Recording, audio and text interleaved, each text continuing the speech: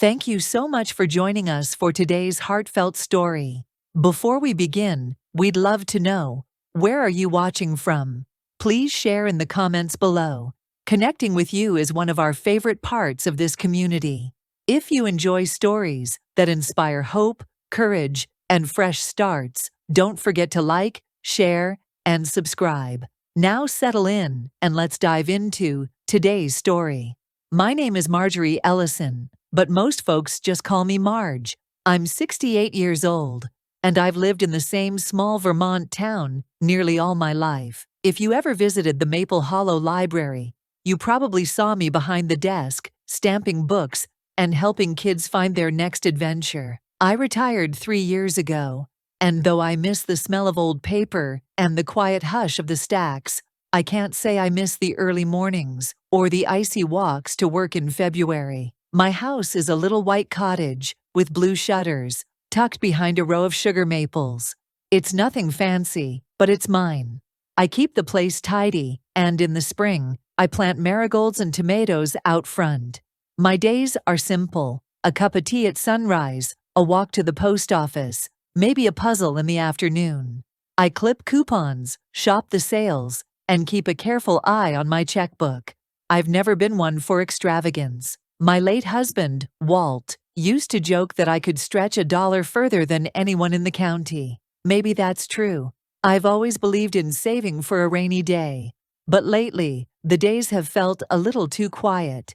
The phone doesn't ring much. Most of my friends have moved away or passed on. Sometimes I sit by the window and watch the cars go by, wondering what everyone else is rushing toward. I have a son, Clayton, who lives all the way down in Austin, Texas. He's 42 now, married to a woman named Rena. They have a daughter, Juniper, who just turned 9. I haven't seen them in person in almost 2 years. Life gets busy, they say. Work, school, activities. I understand, but it doesn't make the distance any easier. I talk to Juniper on the phone sometimes. She tells me about her science projects and the stray cat that visits their backyard. Her voice is bright and curious, and every time we hang up, I feel a little ache in my chest. I want to be more than just a voice on the other end of the line. I want to see her face light up when she opens a present, or watch her run through the grass, or just sit beside her and listen to her stories. That's why, over the past few years, I've been putting away every spare dollar I could.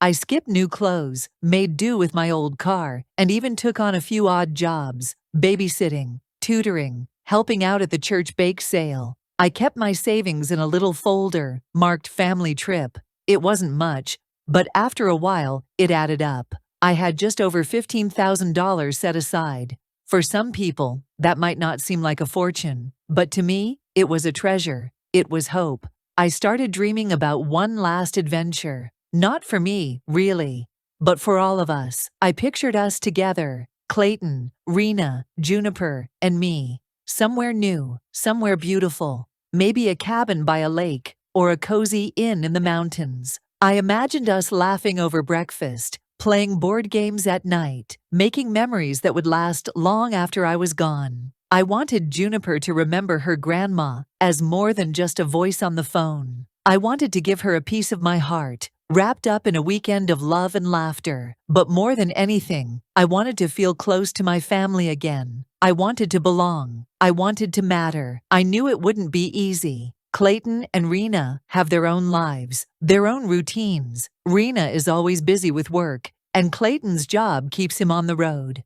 But I thought, maybe if I offered to pay for everything, they'd say yes. Maybe if I made it easy, they'd find the time. Maybe, just maybe, this trip could be my last little dream come true. So one chilly morning in March, I sat at my kitchen table, hands trembling just a bit, and dialed Clayton's number. I didn't know what he'd say. I didn't know if he'd laugh, or sigh, or brush me off. But I had to try, because sometimes hope is all a person has left, and I wasn't ready to let go of mine. Not yet. I stared at the phone for a long time before I pressed call. My hands were a little clammy, and I could hear my own heartbeat in my ears. When Clayton finally picked up, his voice sounded rushed, like he was already halfway out the door. "Hey, Mom, Everything okay?" he asked, and I could hear the clatter of dishes and the faint sound of a TV in the background. "Oh, I'm fine, honey," I said, trying to keep my voice light. "I was just thinking, I'd love to see you all. It's been such a long time. I was wondering if maybe we could plan a little family trip. Just a few days, nothing fancy. I've been saving up, and I'd like to treat everyone." There was a pause. I could almost picture him rubbing his forehead, looking for a way to say no without hurting my feelings.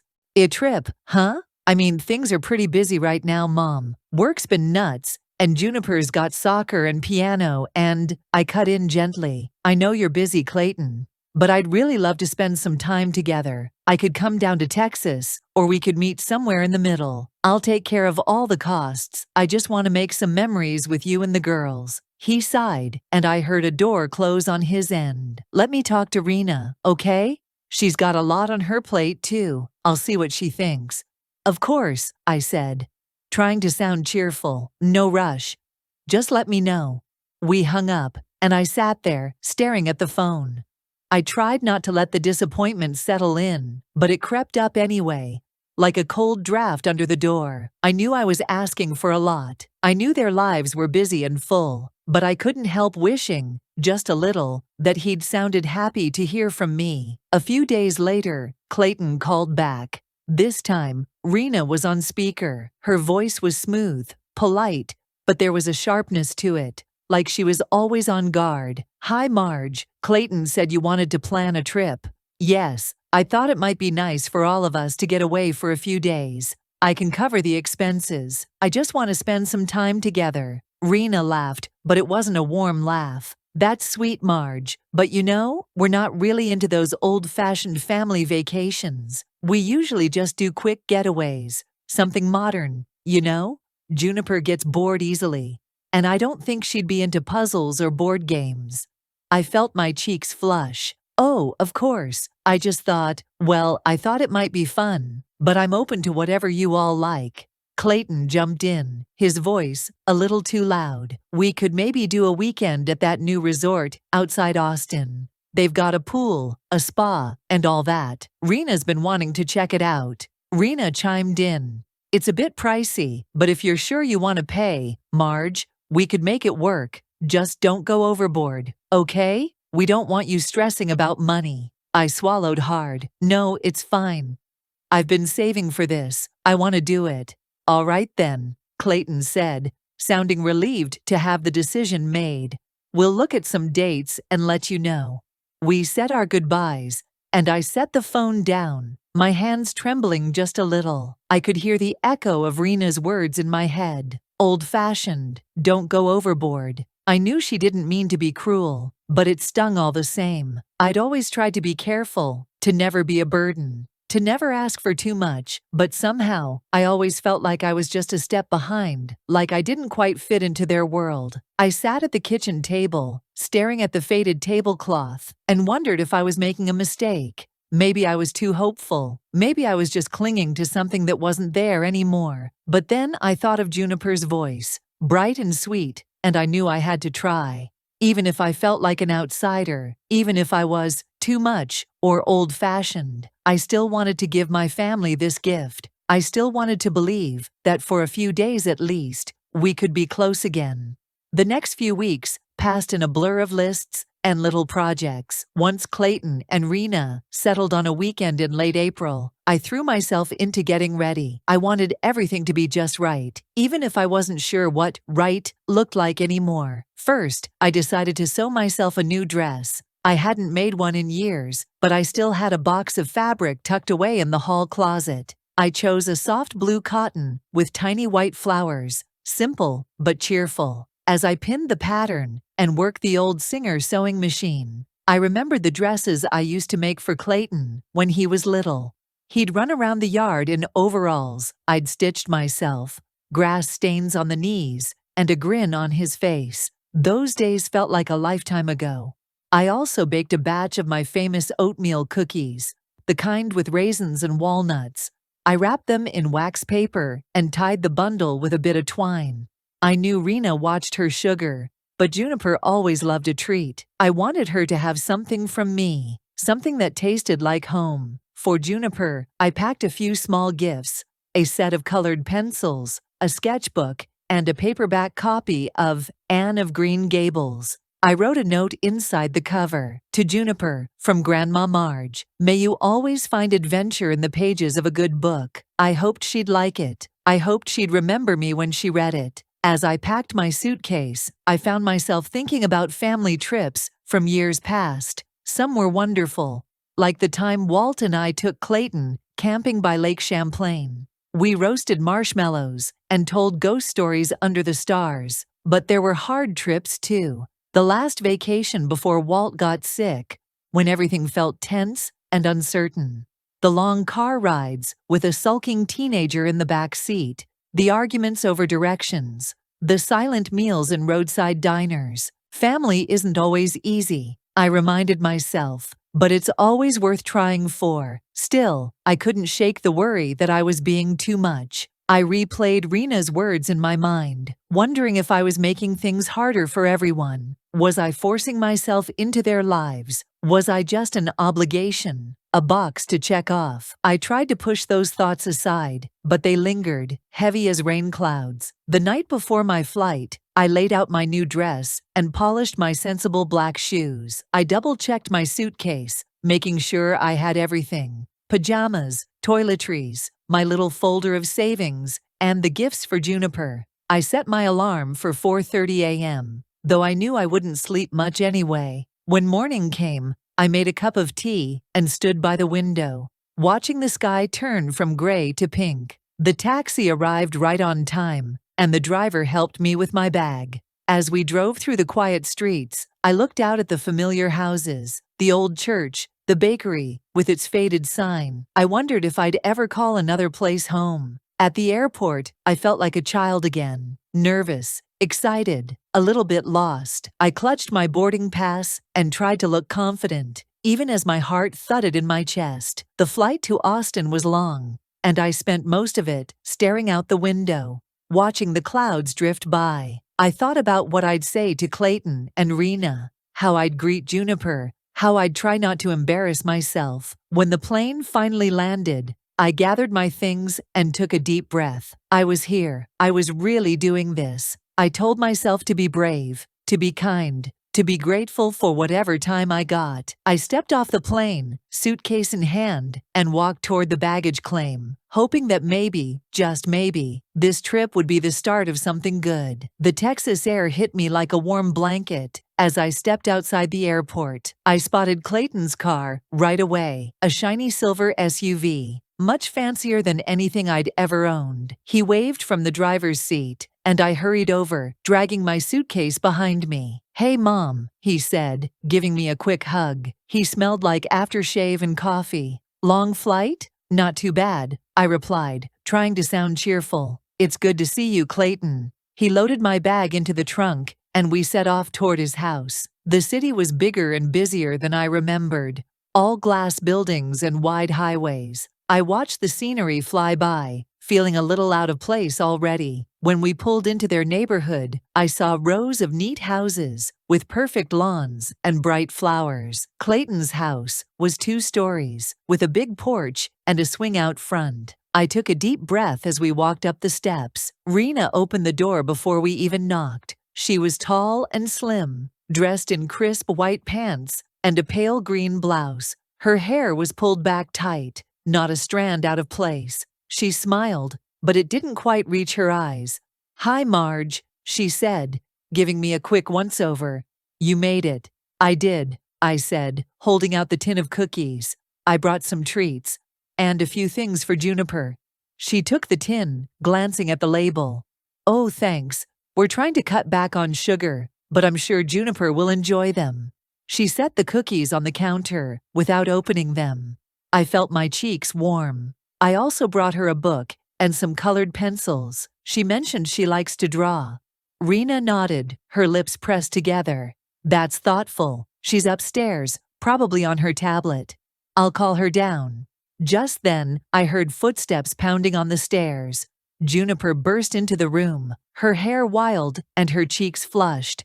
"Grandma," she squealed, running straight into my arms. I hugged her tight, breathing in the scent of shampoo and sunshine. I missed you, Junie, I whispered, blinking back tears. She grinned up at me. Did you really fly on a plane? Was it scary? Did you see any clouds? I laughed, feeling lighter for the first time all day. I did, and I saw so many clouds I lost count. I brought you something too. I handed her the book and the colored pencils. Her eyes lit up. Thank you. Can we read it together tonight?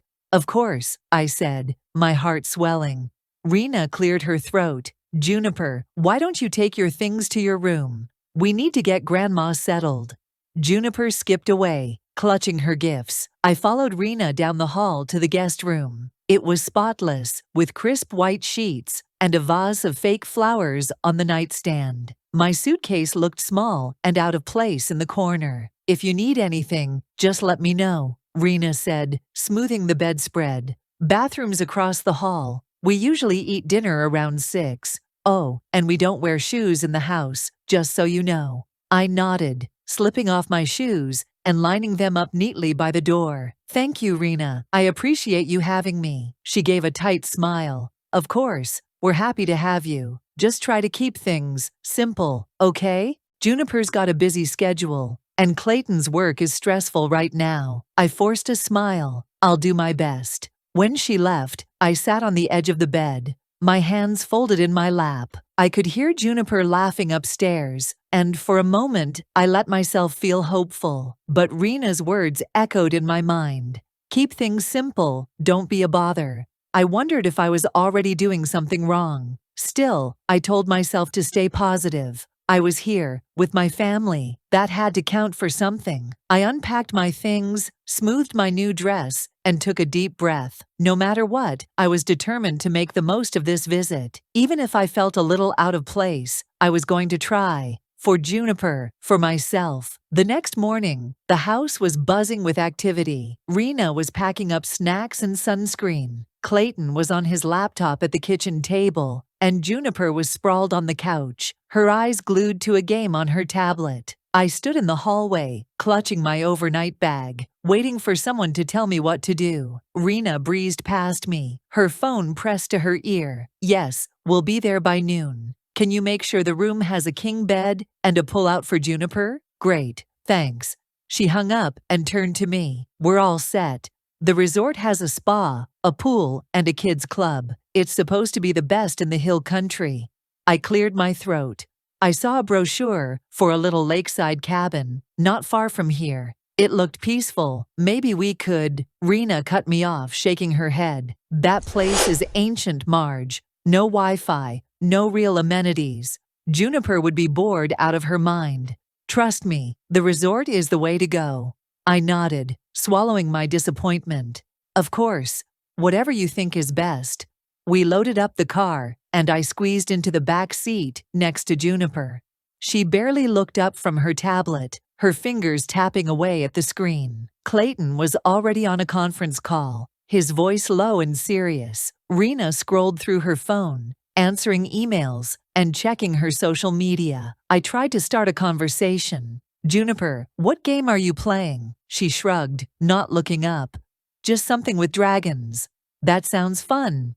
When I was your age, I used to play outside all day. We'd catch fireflies, and Rena glanced back at me in the rearview mirror. Times have changed, Marge. Kids are different now. I smiled weakly. I suppose you're right. The drive stretched on, the Texas landscape rolling by in waves of green and gold. I watched the wildflowers along the highway, remembering road trips with Walt and Clayton. We'd sing along to the radio, stop for ice cream, and laugh at silly billboards. Now, the only sound was the hum of the engine and the occasional ping of a phone notification. At one point, I pulled out the cookies I'd baked. Would anyone like a snack? Rena shook her head. We're watching our carbs, but thanks.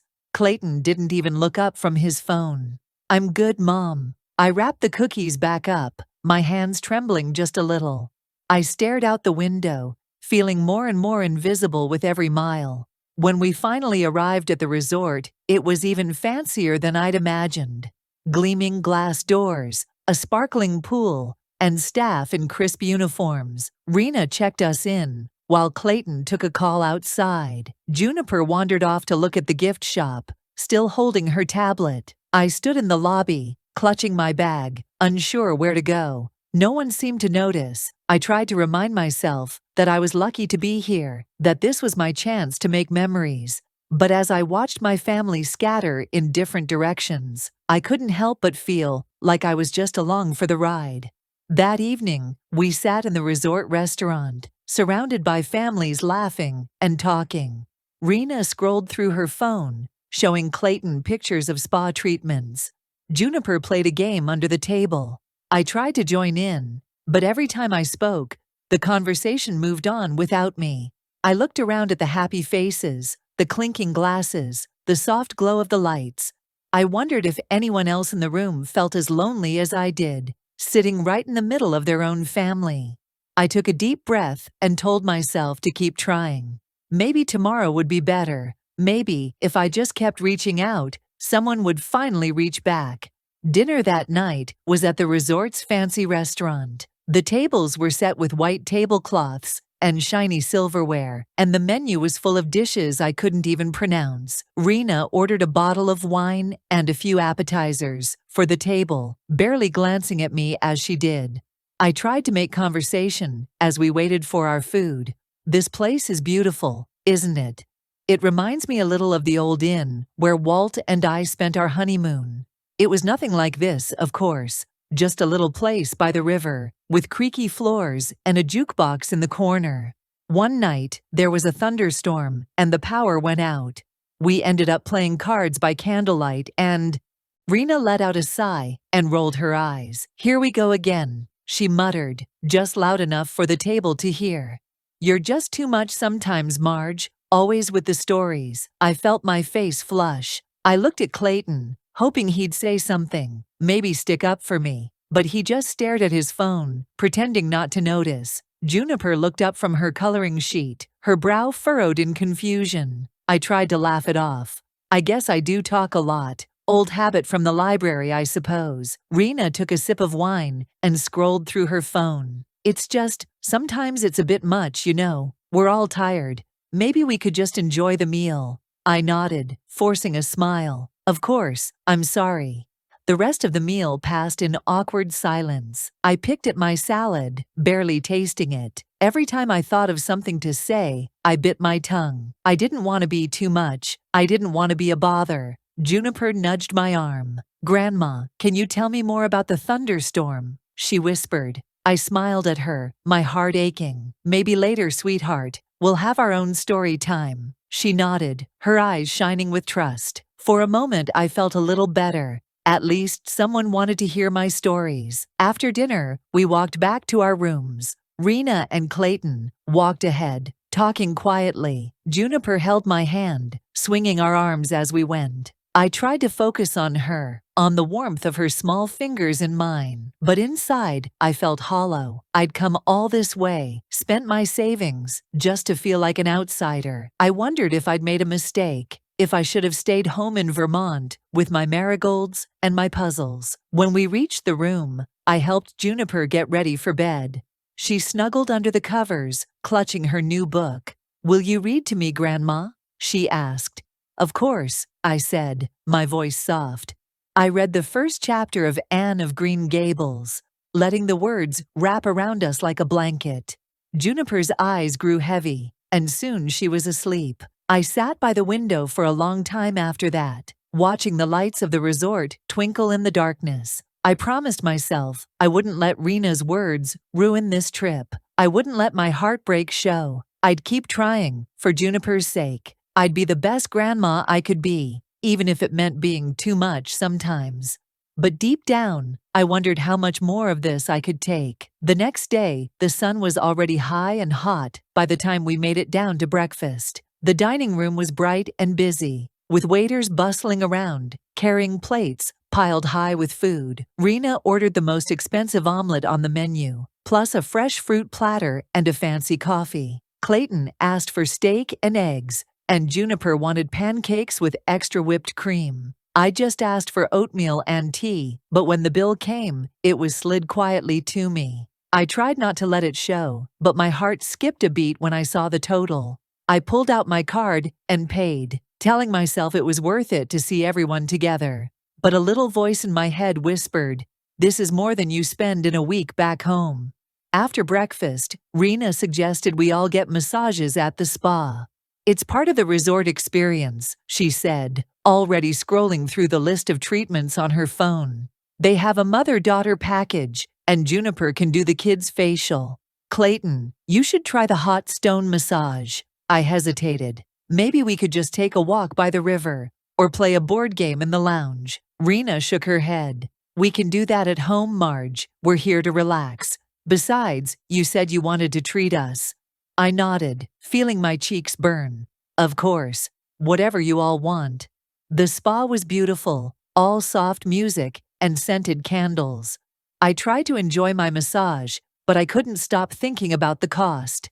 When we finished, Rena added a few bottles of lotion and a robe to the bill. "These are so nice, Marge. I'll just put them on your tab." Lunch was at the poolside cafe. Rena ordered lobster salad, Clayton got a burger with all the extras, and Juniper wanted a milkshake and fries. I tried to suggest we share a pizza, but no one listened. Again, the bill came to me. By the afternoon, I was feeling dizzy from all the spending. I'd saved for this trip, but I hadn't expected everything to be so expensive. I tried to keep track in my head, but the numbers made me anxious. I wondered if anyone noticed, or if they just assumed I had endless money tucked away. Later, while Rena and Clayton went off for a couple's yoga class, I took Juniper to the Code playground. She climbed the jungle gym and slid down the slide, her laughter ringing out in the warm air. I sat on a bench watching her, trying to push away the worry. After a while, Juniper plopped down beside me, her cheeks pink. "Grandma, why do you look sad?" I blinked, surprised. "Do I look sad, honey?" She nodded, swinging her legs.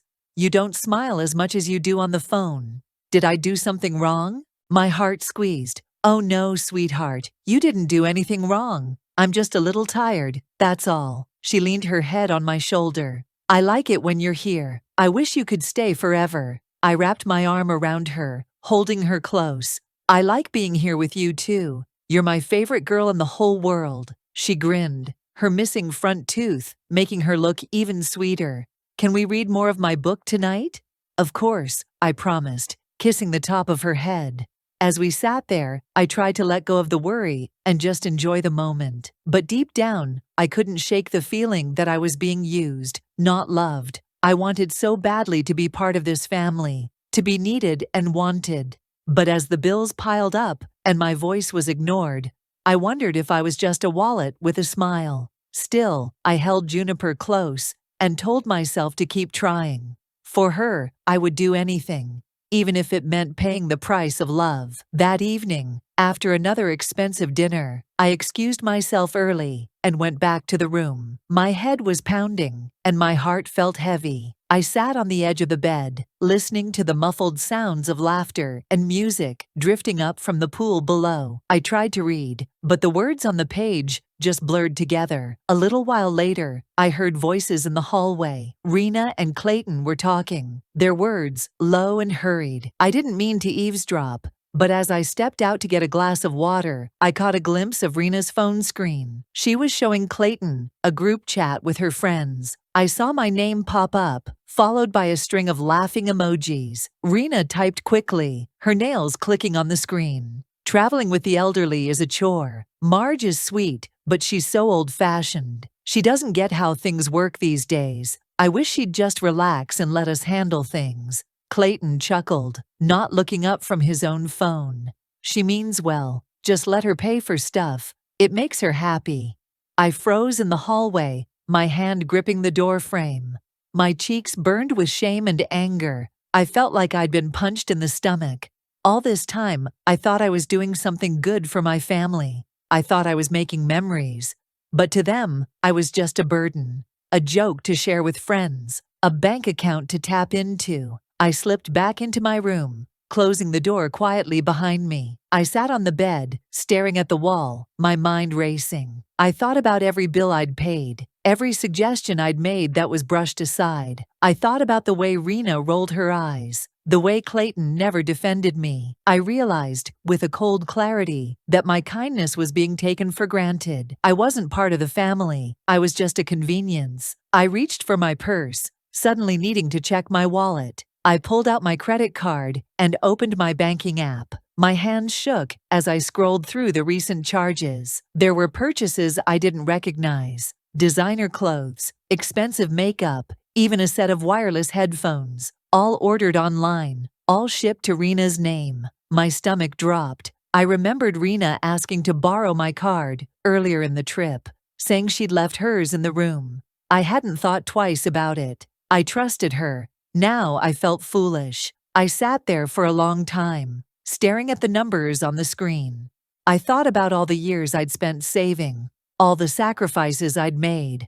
I thought about how invisible I'd felt on this trip, how small and unimportant. I realized I couldn't keep doing this. Not for them, not for anyone. Quietly, I made a decision. Enough was enough.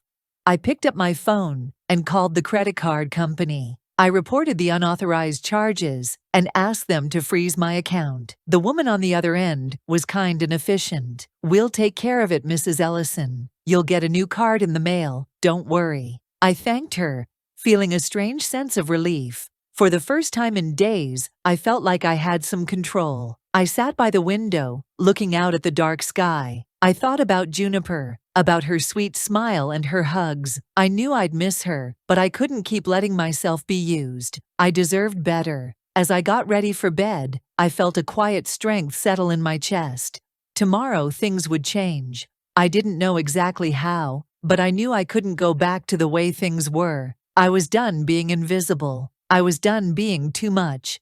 From now on, I would stand up for myself, even if it meant standing alone. The last morning of the trip, I woke before the sun. The resort was quiet, the hallways empty, except for the soft hum of the air conditioning. I moved around the room in silence, packing my things with careful hands. My new dress, the book Juniper loved, the last few cookies, everything went back into my suitcase. I looked around the room one last time, making sure I hadn't left anything behind. I sat at the little desk and wrote a note on the hotel stationery. My handwriting was shaky, but I kept the message simple. "Dear Clayton, Rena, and Juniper, thank you for the time together. I needed to head home early. Please give Juniper a hug for me. Love, Mom, Grandma." I folded the note and left it on the pillow. My heart thudded in my chest as I zipped up my suitcase and slipped quietly out the door. I didn't want a scene. I didn't want to explain myself. I just needed to go. Downstairs, the lobby was empty, except for a sleepy desk clerk. I checked out, paid my own bill, and asked them to call a cab. While I waited, I pulled out my phone and opened my banking app.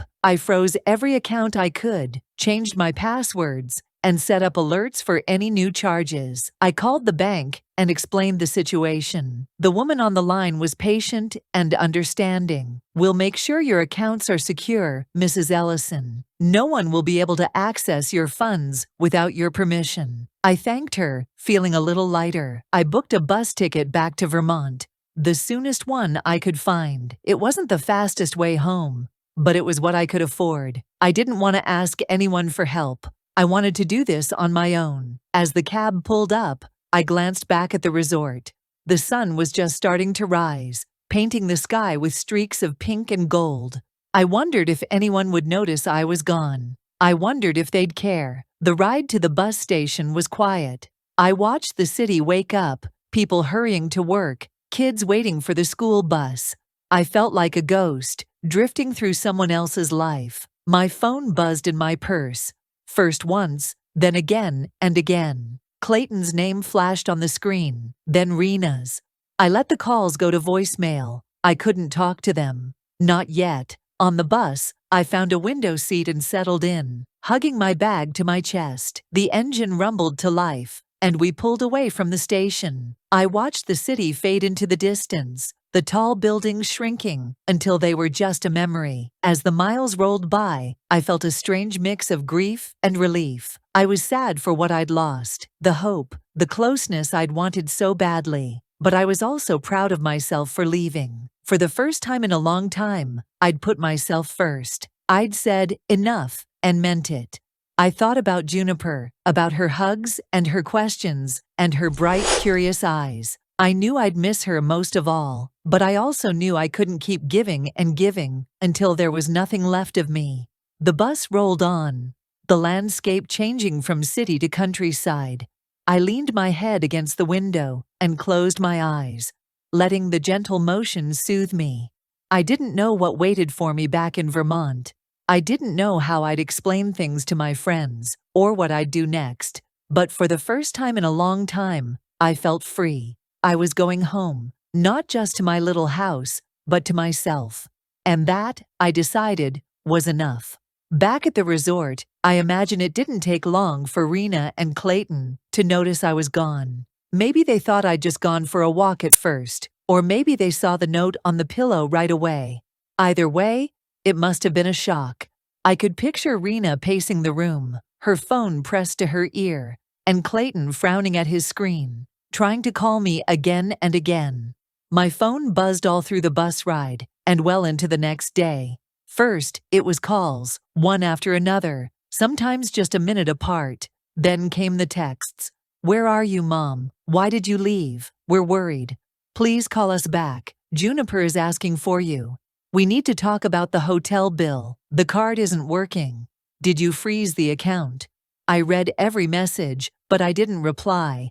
I knew if I answered, they'd try to talk me out of my decision. They'd say I was overreacting, that I was being dramatic, that I was hurting Juniper. Maybe they'd even believe it. But I knew the truth. I'd spent years putting everyone else first, and it had left me feeling empty and invisible. I wasn't going back to that, not for anyone.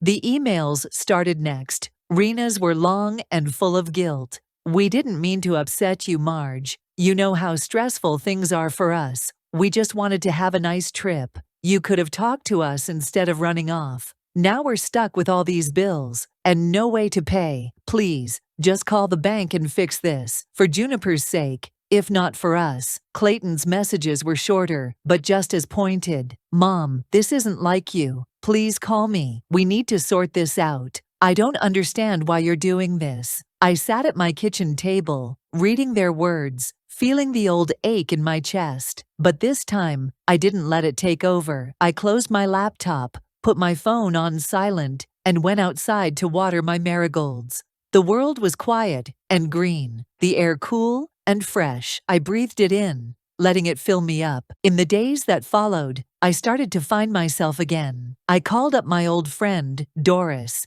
and we met for coffee at the diner. We talked and laughed like we used to, sharing stories and memories. I joined the local book club at the library, where a group of women my age gathered every Thursday to talk about novels and life. I even started volunteering at the food pantry, helping pack boxes and greet folks who came in for groceries. Each day I felt a little stronger. I realized I didn't need to chase after people who didn't see my worth. I could build a life that made me happy, right here in my own town. I could be useful and kind and surrounded by people who appreciated me for who I was, not for what I could give them. Sometimes I missed Juniper so much it hurt. I kept her drawing on my fridge and read her book before bed, hoping she'd remember our time together.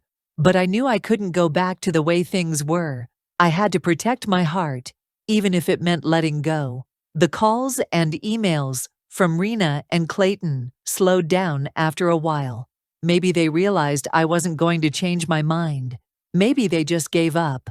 Either way, I felt a sense of peace settle over me. I was finally living for myself, and it felt good. I looked around my little house, the sunlight streaming through the windows, and smiled. I was home. I was enough.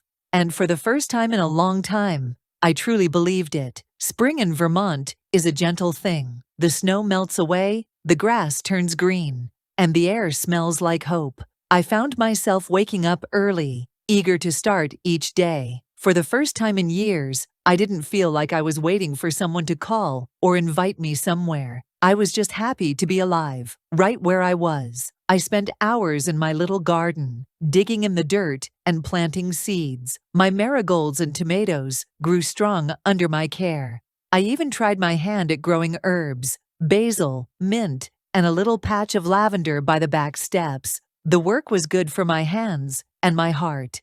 I'd come inside with dirt under my nails and a smile on my face.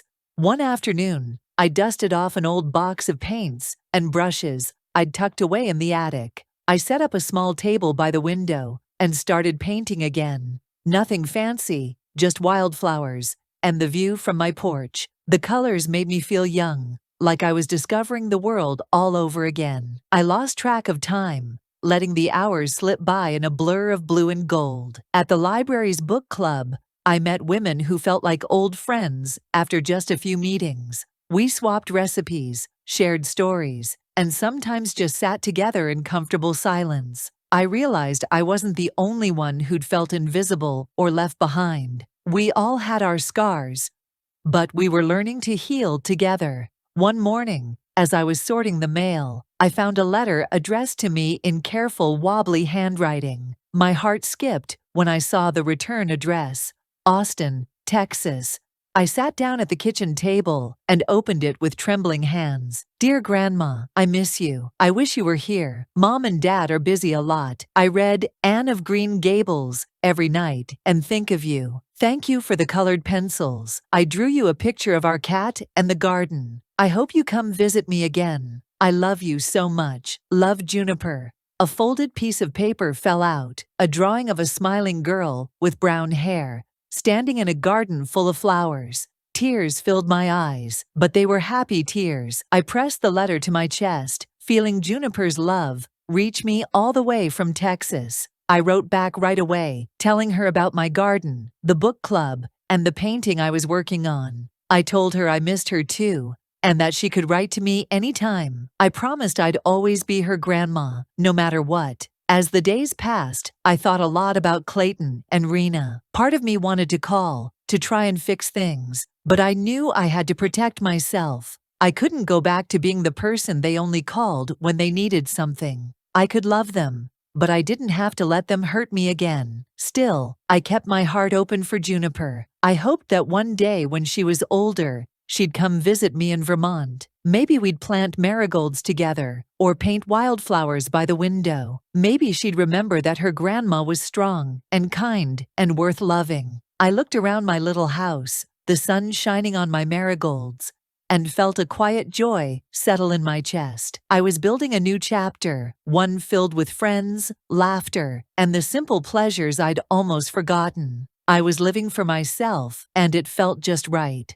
No matter what happened next, I knew I'd be okay. I had found my way back to myself, and that was the best gift of all. If you had told me a year ago that I'd be sitting here, feeling content and whole, I wouldn't have believed you. Back then, I thought my best days were behind me. I thought being a good mother meant always saying yes, always giving, always putting myself last. I thought love was something you had to earn by sacrificing your own happiness. But life has a way of teaching you, even when you think you're too old to learn. I've discovered that aging isn't about fading away. It's about growing into yourself. It's about finally having the courage to say no when you need to, and yes to the things that truly matter. I used to worry that saying no would make me selfish or unkind, but I've learned that boundaries are a form of love too. Love for yourself and for the people around you. When you stop letting others take advantage of your kindness, you make space for real connection, for honest relationships built on respect. One Saturday in early June,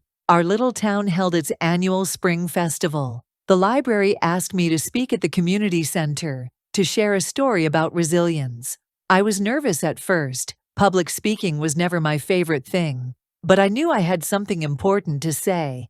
I stood at the front of the room, looking out at a sea of familiar faces. Some were old friends, some were new, and some were women I'd met at the book club or the food pantry. I took a deep breath and began. I used to think that growing older meant becoming invisible, I said. I thought my worth depended on what I could do for others, but I've learned that you're never too old to start over. You're never too old to stand up for yourself. to set boundaries, to choose happiness. Sometimes, the bravest thing you can do is walk away from what hurts you, even if it's family. And sometimes, when you do, you find a whole new world waiting for you. Afterward, women came up to me with tears in their eyes. They thanked me for sharing my story. Some hugged me, some just squeezed my hand. One woman whispered, "You gave me hope." I thought I was the only one. I realized then that my journey wasn't just for me. It was for every woman who'd ever felt small, or used, or forgotten. That summer, something wonderful happened. Juniper came to visit me in Vermont. Clayton and Rena arranged it, maybe out of guilt, maybe because Juniper begged them. I didn't care about the reason. I was just grateful to have her. She arrived with a suitcase full of books and a heart full of questions. We spent our days in the garden, planting marigolds and picking tomatoes. We painted wildflowers on old scraps of wood, baked cookies, and read stories late into the night. We went for walks by the river, watched fireflies dance in the dusk, and laughed until our sides ached. One afternoon, as we sat on the porch sipping lemonade, Juniper looked up at me and said, "Grandma, you seem so happy here. I want to be like you when I grow up." I smiled, brushing a strand of hair from her face. "You can be anything you want, Junie. Just remember to listen to your heart and never let anyone make you feel small." She nodded, her eyes shining. "I won't, and I'll always come visit you, even when I'm big." Those weeks with Juniper were a gift.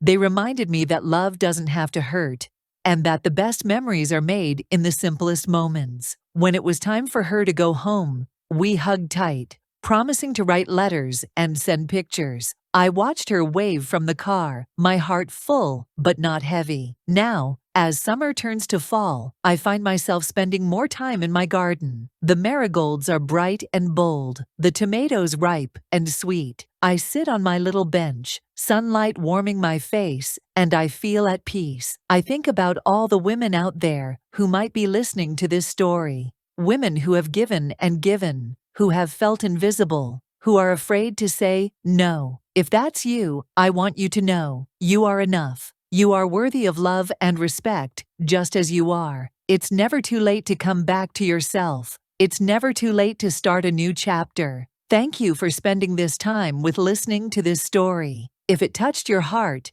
please like, share, and comment below. I'd love to hear your thoughts, your stories, your hopes. And if you haven't already, please subscribe to this channel for more stories of courage, healing, and hope. Remember, you are never too old to bloom. You are never too much. You are just right.